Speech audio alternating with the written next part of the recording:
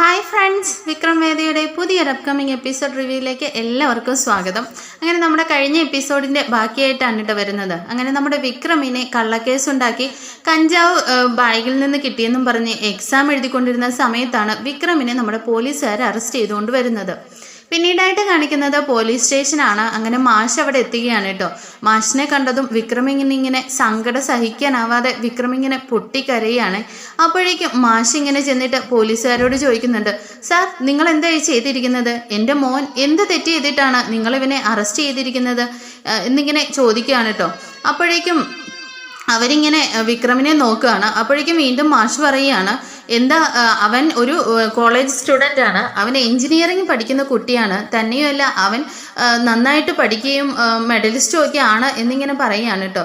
അപ്പോഴേക്കും അവർ പറയുന്നുണ്ട്, അതെ അവൻ കോളേജിൽ പഠിക്കുന്ന കുട്ടിയാണെന്ന് ഞങ്ങൾക്കറിയാം, കാരണം അവനെ കോളേജിൽ നിന്നാണല്ലോ അറസ്റ്റ് ചെയ്തത്. പിന്നെ ഈ കഞ്ചാവ് കേസിൽ പിടിച്ചാൽ പിന്നെ ഞങ്ങൾ എന്ത് ചെയ്യണം അവനെ എന്നിങ്ങനെ ചോദിക്കുകയാണ് കേട്ടോ. അപ്പോഴേക്കും മാഷിങ്ങനെ ഒരു നിമിഷം സ്റ്റക്കായി നിന്നിട്ട് ഇങ്ങനെ വിക്രമിനെ നോക്കുകയാണ്. എന്ത് കഞ്ചാവോന്ന് ഇങ്ങനെ ചോദിക്കുകയാണ് കേട്ടോ. അപ്പോഴേക്കും വിക്രം ഇങ്ങനെ പറയുകയാണ്, അച്ഛാ ഒരിക്കലും ഇല്ല അച്ഛാ, ഞാൻ ഒരു തെറ്റും ചെയ്തിട്ടില്ല എന്നിങ്ങനെ മാഷിനോടായിട്ട് വിക്രം പറയുന്നുണ്ട് കേട്ടോ. അപ്പോഴേക്കും പോലീസുകാർ പറയുകയാണ്, എന്ത് കോളേജിലെ കഞ്ചാവ് വിൽക്കുന്നവരെ പിന്നെ ഞങ്ങൾ എന്ത് ചെയ്യണം? ഞങ്ങൾ അതിന് വേണ്ടിയിട്ടുള്ളവരാണല്ലോ ഈ ക്രമസമാധാന പാലകരെന്ന് പറയുന്നത്, അങ്ങനെയുള്ളതിനെയൊക്കെ തിരുത്താൻ വേണ്ടിയിട്ടാണ് ഉള്ളതെന്ന് മാഷിന് അറിയില്ലേ എന്നിങ്ങനെ മാഷിനോടായിട്ട് ഇങ്ങനെ കളിയാക്കി ചോദിക്കുകയാണ് കേട്ടോ. എന്നിട്ടായിട്ട് ആ പോലീസുകാരൻ പറയുകയാണ്, നിങ്ങളുടെ എവിഡൻസ് ഇങ്ങ് കൊണ്ടുവരുമെന്ന് മറ്റൊരു പോലീസുകാരനോട് പറയുന്നുണ്ട് കേട്ടോ. അപ്പോഴേക്കും വിക്രമിൻ്റെ ബാഗുമായിട്ട് വേറൊരു പോലീസുകാരൻ ഇങ്ങനെ വരികയാണ്. അപ്പോഴേക്കും ആ ബാഗിനകത്ത് നിന്ന് ഒരു പൊതി എടുക്കുന്നുണ്ട് കേട്ടോ. എന്നിട്ട് മാഷിനെ കാണിക്കുകയാണ്, ഇത് നിങ്ങളുടെ മകൻ്റെ ബാഗ് തന്നെയല്ലേ എന്ന് പറഞ്ഞിട്ട്, ഇതെന്താണെന്നറിയോ? നിങ്ങൾക്കറിയില്ലായിരിക്കും അല്ലേ, ഇതിൻ്റെ പേരാണ് കഞ്ചാവ്. ഇത് ഒരു 1/2 കിലോയോളം വരും. ഇതിന് എത്ര രൂപ വിലയുണ്ടെന്ന് നിങ്ങൾക്കറിയോ? ഇതൊരു 10-20,000 രൂപയുടെ സാധനമാണ്. ഇവനിത് വിറ്റ് കഴിഞ്ഞാലേ ഇഷ്ടം പോലെ കമ്മീഷൻ അങ്ങോട്ട് കിട്ടും. എന്തായാലും ചെറിയ കച്ചവടക്കാരുടെ കയ്യിലൊക്കെ ഒരു 100 ഗ്രാം 200 ഗ്രാം ഒക്കെയാണ് ഉണ്ടാവുക. അപ്പോൾ ഇവൻ വലിയൊരു കച്ചവടം തന്നെയാണ് നടത്തിയിരിക്കുന്നത്. അവൻ കോളേജിലെ ചെറിയ ബിസിനസ് ഒന്നും അല്ല ഇതിൽ നടത്തിക്കൊണ്ടിരിക്കുന്നത് എന്നിങ്ങനെ പറയുമ്പോഴേക്കും മാഷിങ്ങനെ ഒന്നും പറയാതെ ഇങ്ങനെ ദേഷ്യപ്പെട്ട് തലകുനിച്ച് നിൽക്കുകയാണ് കേട്ടോ. ഇതേ സമയം നമ്മുടെ വിക്രമാണെങ്കിൽ അവിടെ നിന്ന് കാല് പിടിച്ച് പറയുന്നുണ്ട്, അച്ഛാ കഞ്ചാവെന്ന് പറഞ്ഞാൽ എന്താണെന്ന് പോലും എനിക്കറിയില്ല അച്ഛാ, ഞാനത് ഇതുവരെ കണ്ടിട്ട് കൂടിയില്ല അച്ഛാ, ഇതെന്തോ കള്ളക്കേസാണ്, ഒരിക്കലും വിശ്വസിക്കില്ല എന്നൊക്കെ ഇങ്ങനെ വിക്രം പറയുന്നുണ്ടെങ്കിലും മാഷ് എന്ന വിക്രമിനെ മൈൻഡ് പോലും ചെയ്യുന്നില്ല കേട്ടോ. അങ്ങനെ വീണ്ടുമായിട്ട് മാഷ് ഇങ്ങനെ നോക്കുന്ന സമയത്ത് പോലീസുകാരൻ പറയുന്നുണ്ട്, നിങ്ങൾ മക്കളെ വെറുതെ കോളേജിലേക്ക് പഠിപ്പെന്നും പറഞ്ഞ് വിട്ടാൽ മാത്രം പോരാ, ഇടയ്ക്കൊക്കെ അവരുടെ കോളേജിൽ പോയി കാര്യങ്ങളൊക്കെ അന്വേഷിക്കുകയും അവരുടെ ഫ്രണ്ട്സ് ആരെന്നൊക്കെ അന്വേഷിക്കുകയും ചെയ്യേണ്ടത് കൂടി മാതാപിതാക്കളുടെ ഉത്തരവാദിത്വമാണ് എന്നൊക്കെ ഇങ്ങനെ പറയുമ്പോഴേക്കും മാഷ് ഇങ്ങനെ തലകുനിച്ച് നിൽക്കുകയാണ് കേട്ടോ. അങ്ങനെ വിക്രമിനോടായിട്ട് മാഷ് പറയുകയാണ്, എന്താടാ ഇതൊക്കെ എന്താ ഇത്? ഞാൻ ഒരിക്കലും നീ എനിക്ക് പഠിച്ചിട്ട് ഇത്ര വലിയ അഭിമാനം തേടിത്തരുമെന്ന് ആഗ്രഹിച്ചിരുന്നു. ഇതിലും വലിയ അഭിമാനമാണ് നീ എനിക്ക് നാട്ടുകാരുടെ മുമ്പിൽ മേടിച്ചു തരുന്നതെന്ന് ഞാൻ ഒരിക്കലും വിശ്വസിച്ചിരുന്നില്ല എന്നൊക്കെ ഇങ്ങനെ മാഷ് പറയുകയാണ് കേട്ടോ. അപ്പോഴേക്കും മാഷ് പറയുന്നുണ്ട്, ഇതെന്താ ഒരിക്കലും കള്ളക്കേസ് വല്ലതും ആണോ എന്നിങ്ങനെ പറയുമ്പോഴേക്കും, സാർ നിങ്ങളുടെ മകൻ്റെ കോളേജിലെ പ്രൊഫസറുടെയും ഫ്രണ്ട്സിൻ്റെയും മുമ്പിൽ വെച്ചാണ് ഞങ്ങളിത് എവിഡൻസ് സഹിതം നിങ്ങളുടെ മകനെ അറസ്റ്റ് ചെയ്തിരിക്കുന്നത്. കൂടാതെ ഇതിൻ്റെ വീഡിയോ എവിഡൻസും ഉണ്ട്, നിങ്ങൾക്ക് കാണണോ എന്നിങ്ങനെ ചോദിക്കുകയാണ് കേട്ടോ. എനിക്ക് കാണണ്ട എന്നിങ്ങനെ മാഷ് ഇങ്ങനെ രൂക്ഷമായിട്ട് പറയുന്നുണ്ട്. അപ്പോഴേക്കും നമ്മുടെ വിക്രമാണെങ്കിൽ വീണ്ടും അച്ഛനോട് പറയുന്നുണ്ട്, അച്ഛാ വിശ്വസിക്കില്ലേ അച്ഛാ, ഞാൻ അതൊരിക്കലും ചെയ്യില്ല അച്ഛാ, ഞാൻ അങ്ങനെ ഒരു ആളല്ല അച്ഛാ, ഞാൻ അച്ഛൻ്റെ മകനാണ് അച്ഛാ എന്നൊക്കെ ഇങ്ങനെ പറയുകയാണ് കേട്ടോ. എന്നാൽ മാഷ് ഇതൊന്നും ചെവിക്കൊള്ളുന്നേ ഇല്ല. അപ്പോഴേക്കും മാഷ് പറയുന്നുണ്ട്, എന്നാൽ ശരി സാർ ഞാൻ ഇറങ്ങുകയാണെന്ന് പറയാണ് കേട്ടോ. അപ്പോഴേക്കും പോലീസുകാർ പറയുന്നുണ്ട്, സാർ ഇതൊരു കഞ്ചാവ് കേസായതുകൊണ്ട് ഇപ്പോഴെങ്ങും നിങ്ങളുടെ മകന് ജാമ്യം കിട്ടുകയില്ല, ഞങ്ങൾ ഇവനെ റിമാൻഡ് ചെയ്യാൻ പോവുകയാണ് എന്നിങ്ങനെ പറയാണ് കേട്ടോ. അപ്പോഴേക്കും മാഷ് പറയുന്നുണ്ട്, ഇനി നിങ്ങൾ എന്ത് വേണമെങ്കിലും ചെയ്തോ, ശിക്ഷിക്കോ, ജയിലിലടയ്ക്കോ, റിമാൻഡ് ചെയ്യോ, എന്താന്ന് വെച്ചാൽ ചെയ്തോ എന്ന് പറഞ്ഞിട്ട് മാഷ് അവിടെ നിന്ന് പോവുകയാണ് കേട്ടോ. ഇത് കണ്ടിട്ട് വിക്രമാണെങ്കിൽ ഇങ്ങനെ കണ്ണ് നിറഞ്ഞ് വിക്രമിനെ എന്ത് ചെയ്യണമെന്നറിയാതെ സ്റ്റക്കായി നിൽക്കുകയാണ് വിക്രം. പിന്നീടായിട്ട് കാണിക്കുന്നത് മാഷാണെങ്കിൽ വീട്ടിലേക്ക് കയറി ചെല്ലുകയാണ് കേട്ടോ. അപ്പോഴേക്കും കമലയും ശ്രീജയും എല്ലാവരും ഇങ്ങനെ മാഷിനെ നോക്കിയിരിക്കുകയാണ്. അപ്പോഴേക്കും എന്തായി എന്നുള്ള കാര്യം ചോദിക്കുമ്പോഴേക്കും നിന്റെ മകൻ ഇപ്പോൾ വലിയ പ്രശസ്തിയൊക്കെ നേടി ഇപ്പോൾ ജയിൽ വരെ എത്തിയിട്ടുണ്ടെന്ന് ഇങ്ങനെ പറയുകയാണ് കേട്ടോ. അപ്പോഴേക്കും കമലാമ്മ പറയുന്നുണ്ട്, എന്നിട്ട് നിങ്ങൾ അവനെ കൊണ്ടുവന്നില്ലേ, ഇറക്കിയില്ലേ, നിങ്ങൾ എന്താ ഒന്നും പറയാത്തേന്ന് ഇങ്ങനെ പറയുമ്പോഴേക്കും മാഷ് പറയുന്നുണ്ട്, ഒരു കഞ്ചാവ് കേസിലെ പ്രതിയാണ് അവൻ, ഇനി അവൻ്റെ പേരിൽ ഞാൻ ഒന്നിനും ഇടപെടുകയില്ല, അങ്ങനെ ഒരു മകൻ എനിക്കില്ല എന്നിങ്ങനെ തറപ്പിച്ച് പറയുകയാണ് കേട്ടോ. അപ്പോഴേക്കും കമലയും ശ്രീജയൊക്കെ കരഞ്ഞു പറയുന്നുണ്ട്, ഒരിക്കലും വിക്രം അങ്ങനെ ചെയ്യില്ല, അതെന്തെങ്കിലും പറ്റിയതായിരിക്കും, അതിനെക്കുറിച്ചൊന്ന് അന്വേഷിക്കും മാഷെ എന്നൊക്കെ പറഞ്ഞാലും മാഷ് ഇതൊന്നും ചെവിക്കൊള്ളുന്നേ ഇല്ല എന്ന് തറപ്പിച്ച്, എനിക്കിനി അവൻ്റെ കാര്യത്തിൽ ഞാൻ ഇടപെടുകയില്ല, അങ്ങനെ ഒരു മകനും ഇല്ല എന്ന് തീർത്ത് പറഞ്ഞിട്ട് മാഷിങ്ങനെ അകത്തേക്ക് കയറി പോവുകയാണ് കേട്ടോ. പിന്നീടായിട്ട് കാണിക്കുന്നത് സ്റ്റേഷനാണ്. വിക്രമിനെ കുറേ പോലീസുകാർ കൂടിയിട്ട് ഇങ്ങനെ മർദ്ദിക്കുകയാണ് കേട്ടോ. അങ്ങനെ നമ്മുടെ വിക്രമിനെ പോലീസുകാർ ലാത്തിയൊക്കെ വെച്ചിട്ട് ഒരുപാട് അടിക്കുന്നുണ്ട് കേട്ടോ. അങ്ങനെ അവശനായിരിക്കുകയാണ് വിക്രം, ഇങ്ങനെ തല കുമ്പിട്ട് ദേഹം മുഴുവൻ ലാത്തിയുടെ പാടായിരിക്കും കേട്ടോ. ഇതേ സമയം നമ്മുടെ ശ്രീനിവാസ സാറ് സ്റ്റേഷനിലേക്ക് വരുന്നുണ്ട്. എന്തോ കേസിൻ്റെ പേരിൽ ഒപ്പിടാൻ വേണ്ടിയിട്ട് ഡെയിലി സൈൻ ചെയ്യാനായിട്ട് ശ്രീനിവാസ സാർ എത്തുകയാണ് കേട്ടോ. അങ്ങനെ എത്തുമ്പോഴേക്കും പോലീസുകാരോടായിട്ട് ചോദിക്കുന്നുണ്ട്, എല്ലാവരും ശ്രീനിവാസ സാറിന് ഭയങ്കര റെസ്പെക്റ്റ് കൊടുക്കുന്നുണ്ട് കേട്ടോ.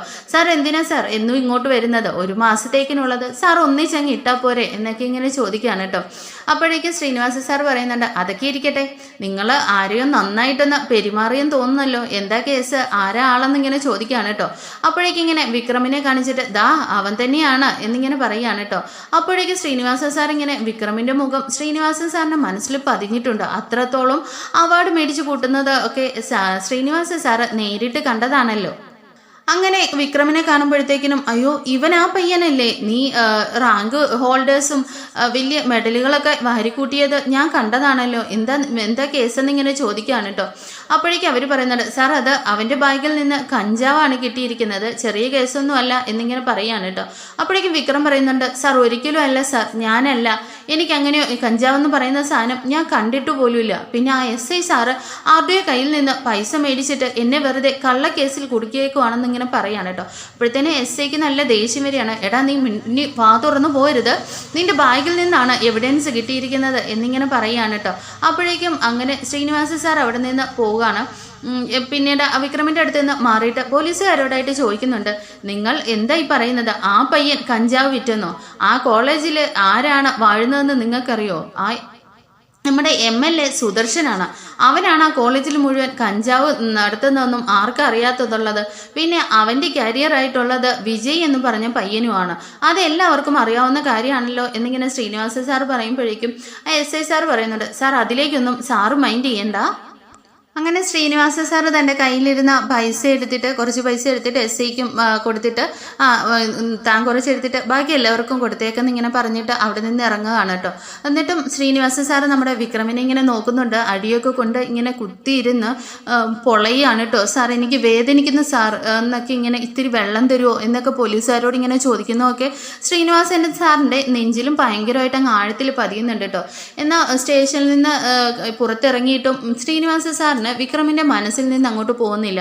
അങ്ങനെ പാറാവ് നിൽക്കുന്ന പോലീസുകാരനോടായിട്ട് ചോദിക്കുന്നുണ്ട് ശ്രീനിവാസൻ സാർ, എന്താണോ ഇവിടെ നടക്കുന്നത്, എന്തൊക്കെയാ ആ പാവം പയ്യനെ എന്തിനാണ് ഇങ്ങനെ നിങ്ങളെല്ലാവരും കൂടി ഇങ്ങനെ ഇട്ട് ഉപദ്രവിക്കുന്നതെന്ന് ഇങ്ങനെ ചോദിക്കുകയാണ് കേട്ടോ.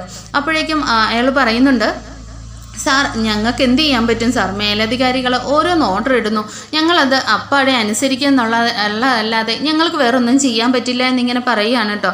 അപ്പോഴേക്കും ശ്രീനിവാസ സാറ് പറയുന്നത്, എന്തൊക്കെയാണ് ഇവിടെ നടക്കുന്നത്, എന്നിട്ട് എന്തിനാണ് സത്യം പറ, എന്താ ഇവിടെ നടക്കുന്നതെന്ന് ഇങ്ങനെ ശ്രീനിവാസ സാർ ദേഷ്യപ്പെട്ട് ചോദിക്കുമ്പോഴേക്കും ആ പാറാവുകാരൻ ചുറ്റും നോക്കിയിട്ട് ഇങ്ങനെ പറയാണ്, സാർ ഒരിക്കലും അവൻ നല്ല പയ്യൻ തന്നെയാണ്, അവന് പക്ഷേ ഇതിനൊക്കെ കാരണം അവന് കോളേജിലെ ആ വിജയ് എന്ന് പറയുന്നില്ലേ, അവനാണ് കഞ്ചാവ് വിൽക്കുന്നത്, അത് നമ്മുടെ MLAയുടെ പയ്യനാണ്, അവനെ ഇവൻ നന്നായിട്ടൊന്ന് പെരുമാറിയിട്ടുണ്ടെന്ന് പറയുകയാണ് കേട്ടോ. അപ്പോഴേക്കും ശ്രീനിവാസ സാർ പറയുന്നത്, എന്താടോ എനിക്കത് വിശ്വാസമില്ല, താൻ എന്താ അവൻ കൊച്ചു പയ്യനല്ലേ എന്നിങ്ങനെ പറയാണ് കേട്ടോ. സാർ കണ്ട കൊച്ചു പയ്യനാണ്, എന്നാൽ അവൻ നന്നായിട്ടൊന്ന് പെരുമാറി, അതോടുകൂടി MLAയുടെ അവിടുത്തെ ബിസിനസ്സും വിജയിക്ക് ആകെ നാണക്കേടായി, അതിനെ പ്രതികാരം ചെയ്തതാണ് അവരെന്നിങ്ങനെ പറഞ്ഞിട്ട് നമ്മുടെ വിക്രത്തിൻ്റെ വീഡിയോ ഉണ്ടല്ലോ, ആ വൈറലായ അടിയുണ്ടാക്കിയ വീഡിയോ ഇങ്ങനെ അയാൾ ശ്രീനിവാസ സാറിനെ കാണിച്ചു കൊടുക്കുകയാണ് കേട്ടോ.